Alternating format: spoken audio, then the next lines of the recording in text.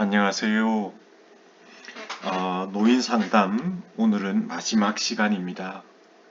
한 학기 동안 고생 많으셨고요. 끝까지 잘 마무리하시게 되어서 감사하고 축하를 드립니다. 노년기 성숙과 자아 통합에 관해서 함께 살펴보겠습니다. 우선 첫 번째로는 나이 들음에 대한 태도의 변화입니다. 우리가 잘 아는 성경 에베소서 4장 22절 이하의 말씀은 옛사람을 벗어버리고 새 사람을 입으라고 사도 바울 선생이 초대합니다. 노화라는 것도 상실의 관점에서 바라보는 것이 아니라 영적 성장을 위한 최고의 기회로 보는 관점으로 바라보는 것이 필요하겠다라는 것이죠. 하나님이 원하는 방식으로 나이 듦을 이해하기 위해서 정말 성숙 과정의 생명력 넘치는 의미를 이해하기 위해서 가장 먼저 나이 듦에 대한 우리의 태도를 바꾸어야 한다. 변혁이라는 말을 우리가 잘 씁니다. 변혁, 트랜스폼. 이 변혁이라는 말은 물질적인 것을 넘어서는 것을 의미합니다. 나이 듦을 바라보는 관점에 있어서 물질적인 차원, 눈에 보이는 차원을 넘어서는 것입니다. 우리는 이런 질문을 하게 되죠. 왜 사람은 나이가 드는 것일까? 왜 하나님은 인간으로 하여금 노화와 죽음이라는 고통과 상실을 경험하게 하시는가? 거기에는 무슨 뜻이 담겨 있을까? 매번 반복해서 말씀드리고 있지만 우리 사회, 지금 우리가 살아가고 있는 이 사회는 나이 듦에 대한 태도가 대단히 부정적입니다. 상실의 연속으로 봅니다. 고통스러운 물의 추락, 무의미한 건강의 악화, 지위와 감각과 안정감의 상실이 바로 노화라는 것이죠. 더불어서 오늘날 상업적인 문화는 물질적 형태에만 초점을 맞추고 있습니다. 그래서 노화는 무언가 나쁜 것이고 그저 자신으로부터 쫓아내어야 할 것으로 바라봅니다.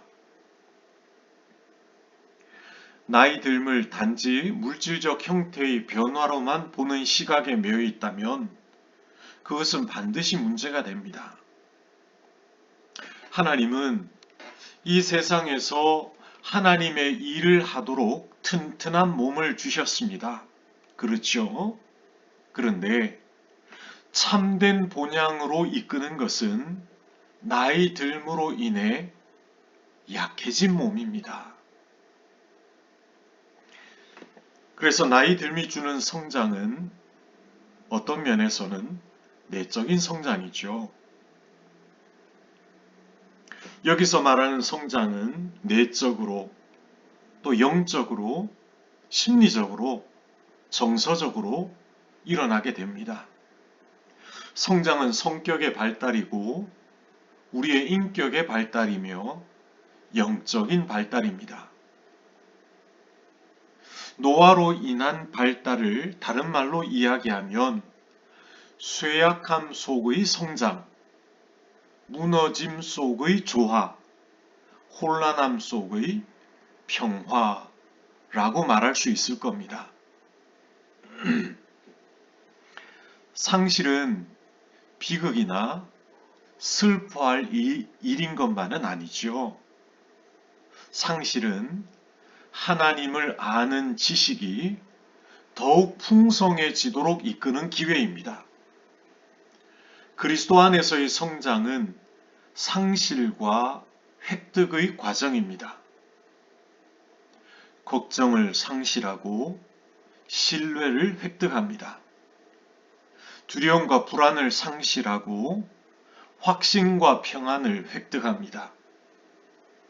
원한과 불평과 여러 가지 갈등을 상실하고 용서를 획득합니다. 악의를 상실하고 사랑을 획득합니다. 이러한 모든 과정이 그리스도 안에서의 성장이고, 이러한 성장은 상실과 획득의 과정을 통해서 이루어지게 된다는 것이죠. 그래서 나이 듦 속에 들어있는 복된 역설은 나이 듦이 생명력 넘치는 영성에 이르는 길이라는 점입니다. 상실을, 노화를 다른 관점에서 보는 것이죠. 두 번째는 모든 것에 사랑을 추구하는 것입니다. 제럴드 젠폴스키는 사랑 수업이라는 책에서 이렇게 말합니다. 모든 인간의 행동은 사랑을 표현하는 일이거나 사랑을 요청하는 일이라고 그렇게 주장합니다. 사랑이 모든 인간의 배후에 있는 가장 중요한 동인입니다. 대상관계학자인 페어 베어는 성격에 관한 정신분석학적 연구에서 이렇게 얘기합니다. 아이의 가장 큰 욕구는 자신이 부모에게서 진실로 사랑받고 있다는 것, 그게 첫 번째이고요.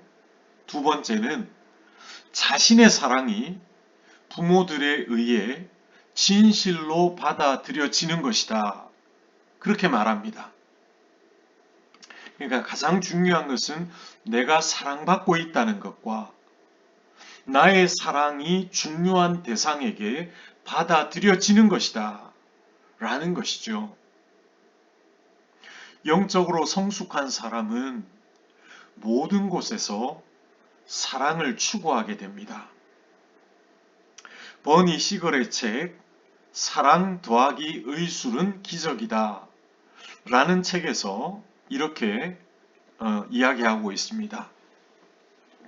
종양 전문 의사로서, 암을 치료하는 의사로서 인간의 태도가 노화에 얼마나 큰 영향을 미치는지를 강조합니다.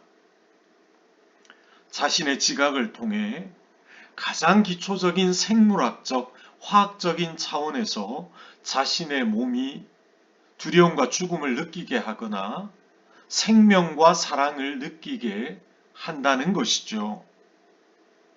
우리가 세상을 보는 방식이, 그리고 세상 속에 있는 우리 자신을 보는 방식이 우리 몸을 만들어내는 화학물질, 곧 호르몬의 종류와 분비량을 결정한다라는 것입니다. 인간의 근본적인 목적인 사랑을 가지고 세상을 바라보는 일은 인간 내면의 약국에 계속 생생함을 유지하라는 처방전을 주는 것입니다. 사랑의 마음으로, 사랑의 눈길로 세상을 바라보는 것이 그와 같다는 의미죠. 반면에 두려움이나 죄의식이나 부정적인 감정들을 가지고 세상을 바라보는 일은 죽어라 라는 메시지를 주는 것입니다. 누구에게? 바로 자신에게. 그것은 노화를 재촉하고 촉진하고 그저 더 늙게 만들 뿐입니다. 선생님들 잘 아시는 것처럼 신약 성경에 보면 두려워하지 말라 라는 말씀이 365회 반복이 됩니다. 두려워하지 말라. 그래서 어떤 목사님은 1년 365일 두려워하지 말아야 한다 라는 뜻에서 그만큼 반복되고 있다 라고 말씀하기도 합니다. 두려워하지 않음의 의미는 세상을 넘어 예수 그리스도의 눈길로, 곧 사랑의 눈길로 삶을 보기 위해서 기꺼이 우리의 고정관념과 판단을 버리는 모험을 감수하는 것입니다. 사랑은 어느 곳에서나 있지요. 왜냐하면 사랑이신 하나님이 어디에나 계시기 때문입니다. 이러한 사랑은 생명력의 원천이고 신선함을 흘려보내는 원류이며 젊은 마음을 쏟아내는 폭포입니다. 영적으로 성장하는 사람은 모든 일에 사랑을 추구합니다. 다시 말하면 예수님의 마음을 품고 살아갑니다. 젊음, 가득함은 우리의 몸 상태와 관련된 것이 아니라 어떻게 우리가 우리의 참되고 독특한 은사를 표현함으로써 사랑 안에 머물러 있을 수 있는가와 관련됩니다. 다시 말하면 결점을 잘 발견하는 사람이 아니라 사랑을 잘 발견하는 사람이라는 것입니다. 세 번째로는 연결되어 있음, 사귐입니다. 요한 1서 1장 7절 말씀에 보면 이렇게 전하고 있습니다. 하나님께서 빛 가운데 계신 것과 같이 우리가 빛 가운데 살아가면 우리는 서로 사귐을 가지게 되고 라고 말씀합니다. 젊음으로 충만한 삶, 나이를 잊고 사는 삶, 곧 활기차게 살아가는 삶의 질은 나이에서 오는 것이 아니라 믿음의 산물입니다. 젊음으로 충만한 삶이란 젊은이처럼 행동하는 것을 의미하지 않습니다. 결코 다시 젊은이가 될 수가 없지요. 그러나 성숙해짐으로 점점 젊음이 충만해질 수 있습니다. 보다 젊음이 넘치기 위해서는 더 깊어지고 더 성숙해져야 합니다. 젊음이 가득한 영적 활력의 특징은 이웃, 곧 하나님의 자녀들과 의미 있게 관계를 맺으며 상호작용하는 능력입니다. 이걸 다른 말로 하면 연결의 능력, 사귐, 어울림이라고 말할 수 있습니다. 사람들 사이의 연결이 끊어지는 것은 곧 고립이고 단절입니다. 고립과 단절은 많은 노인을 의기소침하게 만들고 우울하게 만들고 마지막에는 극단적인 선택을 하게 만듭니다. 3S라는 말이 있죠. 질병과 연결됨의 결핍의 관계를 이해하는 도움이 되는 모델인데 첫 번째는 스트레스, 두 번째는 스트레인, 세 번째는 sickness. 스트레스가 중압감을 더하게 되고 이 심리적인 중압감은 결국 질병이라는 악순환을 반복하게 한다라는 말이죠. 살바토레 메디와 수잔 코바사가 쓴 강건한 경영자라는 책에서 이렇게 주장을 합니다. 건강한 생활 습관을 통해 중압감이 병으로 악화되는 것을 막을 수 있다. 적당한 식사, 적절한 운동, 충분한 수면, 음주에 대한 절제, 명상과 기도, 좋은 음악 듣기, 이런 것들을 통해서 우리의 몸을 이완하게 되면 건강한 생활 습관, 이와 같은 건강한 생활 습관을 통해서 우리의 삶에 다가오는 중압감으로 하여금 병을 이길 수 있게 한다라는 것이죠. 메디와 코바사는 스트레스가 중압감이 되는 것을 막는 4가지 요소들을 4C라고 얘기를 합니다. 첫 번째는 챌린지입니다. 세상을 나를 위협하는 장소로 보는 것이 아니라 내가 도전해 볼 만한 장소로 보는 노인은 훨씬 건강하게 보일 뿐만 아니라 건강하게 살아간다는 것입니다. 그래서 첫 번째 C는 챌린지입니다. 두 번째 C는 컨트롤입니다. 통제. 통제하는 노인, 절제하는 노인은 이 세상에서 무력감을 느끼지 않습니다. 그들은 자신이 어떤 사건에 영향을 미칠 수 있다고 느낍니다. 두 번째 C는 컨트롤입니다. 세 번째 C는 committed, 몰입입니다. 몰입할 수 있는 노인은 이 세상으로부터 소외감을 느끼지 않습니다. 어떤 목표나 어떤 사명이나 사역에 몰입감을 가지고 집중하게 될 때 능동적으로 어떤 것을 추구하게 되고 성취하게 되고 훨씬 더 건강한 삶을 살아갈 수 있게 된다는 것입니다. 그래서 세 번째는 committed. 그리고 네 번째는 connectedness입니다. 유대, 연대. 자신의 삶을 다른 사람들과 함께 나누고자 하는 결정, 다른 사람들과 관계를 맺고 그 관계를 즐기고자 하는 선택, 이것이 그들로 하여금 스트레스에 저항하게 할 뿐만 아니라 스트레스 가운데서도 활기차게 살아가는 요인이 된다라고 얘기합니다. 우리가 새겨볼 만한 아주 좋은 내용이라고 생각을 합니다. 자, 그러면 다른 사람들과 소통을 잘하려면 어떻게 해야 될까?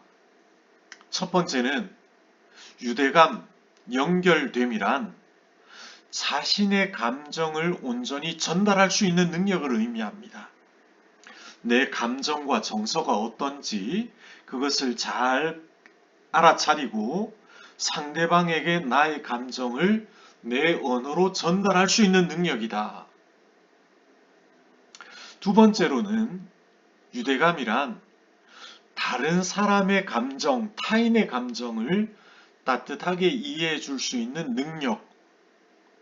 다시 말하면 공감 능력이죠. 세 번째는 유대감이란 다른 사람을 칭찬할 수 있는 능력이다. 칭찬은 고래도 춤추게 한다라는 책이 있죠. 다른 사람을 칭찬할 수 있는 능력. 세 번째입니다. 그리고 마지막 네 번째 유대감이란 우리 자신을 내어주어서 다른 사람의 필요를 채워줄 수 있는 능력입니다. 성공의 사람들의 기도 중에 오늘 나의 삶이 다른 누군가의 기도 응답이 되게 하셔서 감사합니다 라는 기도가 있습니다. 그렇습니다. 네 번째로 유대감이란 우리 자신을 내어주어서 다른 사람의 필요를 채워줄 수 있는 능력, 이런 능력을 가진 사람들은 타인들과의 소통을 잘할 수 있게 된다라는 것이죠.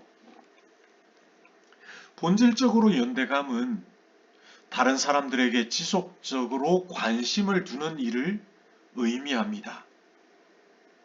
또한 인정해 주는 것, 감사하고 고마워하는 것, 사랑하는 것, 감사할 수 있는 능력이 무엇보다도 중요하다는 것이죠. 사전 강의는 여기까지 하겠고요. 내일 마지막 시간에 그 다음으로 계속 진행하도록 하겠습니다. 평안한 시간 되시고요. 마지막 시간 종강 예배와 마지막 시간에 뵙도록 하겠습니다. 감사합니다.